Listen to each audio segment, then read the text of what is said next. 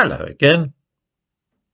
One of the ways in which history may be distorted and misrepresented is by taking a tiny part of one particular area, limited to a small geographical location, and then presenting it without any context. Thus, we see that Winston Churchill was Prime Minister in 1943, at a time when there was a famine in the most easterly province of India. Since that country was part of the British Empire at that time, and therefore Britain's responsibility, this means that the famine in Bengal was Churchill's fault and that he was a wicked and heartless man. Because he was a racist, he didn't care about the starving Indians, of course. Now, if we want to understand why there was a famine in the northeast of India in 1943, there are two ways of setting about it. The first would be to begin by examining in minute detail everything going on in that part of the world in 1943, such as the war against the Japanese, the defence of nearby Burma and so on, the harvest that year, the weather, the population, inflation and all the rest of it.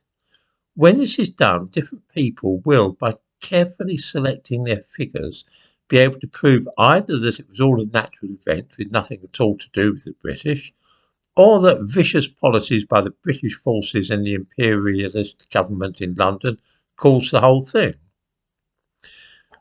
By the end of it, we'll be so bogged down in details that we won't know what to believe. There is, however, an easier way, and it entails looking at what has happened in that part of India, both before and after the 1943 famine. That is to say, before the British ran the country, while they were running it, and after they left. Let's see what kind of things have happened in Bihar and Bengal in the past. What we know now called Bangladesh, and was once East Pakistan, before that was part of India, called Bengal. The Indian province of Bihar lies next to it, and nearby is another Indian province called West Bengal. So we'll look at all that little area, East Bengal, which we now call Bangladesh, and the Indian provinces of West Bengal and Bihar. What sort of things are accustomed to be going on there, I wonder?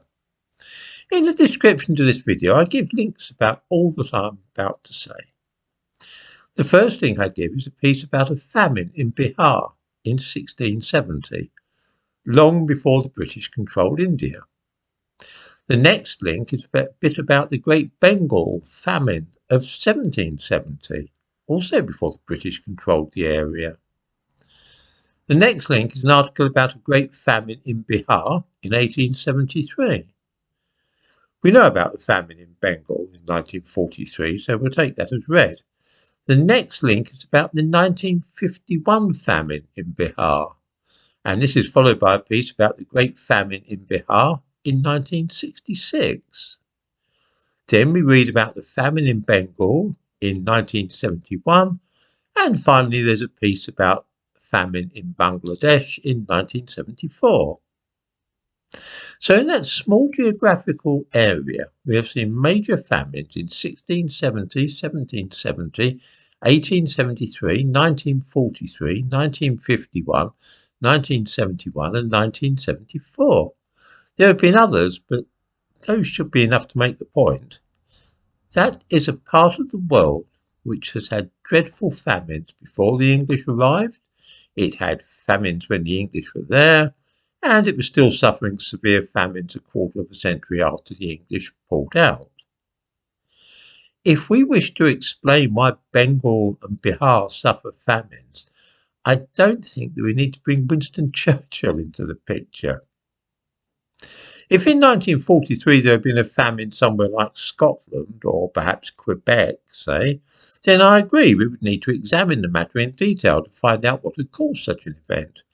In Bengal and Bihar, we do not, because that area is especially prone to famines, whether or not the British are anywhere near the place. The fact that a world war was raging and that the battle for Burma was taking place is sufficient in itself to explain why there was extra pressure on the supply of food at that time. It has never taken much to trigger a famine round there. As it happens, my father was in Bengal in 1943. He was with the glider pilot regiment. What was happening was that although there was a shortage of food, the army made sure that soldiers had enough, even if that meant that civilians went hungry. My father was angry about this, so he wrote to the Times to complain. And of course, when the censors saw the letter, they had a fit. He was nearly court-martialed over the business. He did not, though, think that the famine itself had been caused by the British, more that it was the usual business of weather and poor harvests. He thought that winning the war was the attitude of senior officers was that should take priority over anything else. But his attitude was that the winning the war should have taken the back seat, and that alleviating the famine in Bihar and Bengal should have been the top priority. The truth is that if the Japanese had broken through from Burma, then I think that India would have been in an even worse state. I can see why it was felt that keeping the British soldiers well fed and healthy was vital to protect India from invasion. There was very real danger right up to the battle for Imphal in 1944 that the Japanese could have swept into India, and then a famine would have been the least of the problems faced by the Indians in Bengal.